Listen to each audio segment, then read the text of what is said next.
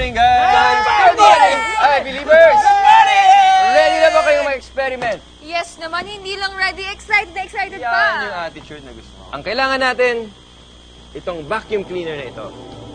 Vacuum!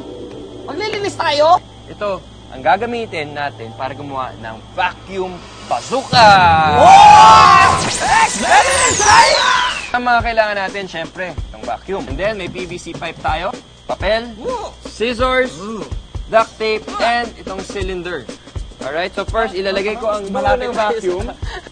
Kailangan nang i-tape ng, lagyan ng duct tape. Oh, malupit talaga para hindi makalusot yung hangin. But na. Yan, may gunting tayo dyan.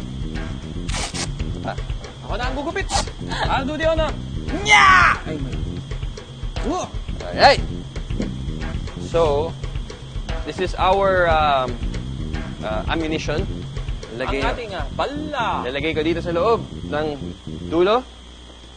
Okay, pag on natin ng vacuum, ilalagyan natin ng papel dito sa kabilang dulo ng ating bazooka para hindi lumusot ang hangin. Okay? Okay! Wala. Okay, Kuya James, pakilagay na yung papel sa dulo. Okay. Yes. Let's see if I can hit my target. Yung aking kabilang kamay naman ay nakahawak dito sa kabilang dulo ng pipe. Okay? Para walang hangin ang nakakalusot. Now, pag gusto ko nang mag-fire, ay bibitawan ko lang ang aking kanang kamay para lumipad ang aking cylinder. Okay na siya. Apunte! Fuego!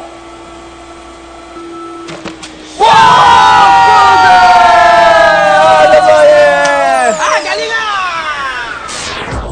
Ang vacuum cleaner ay isang household cleaning appliance.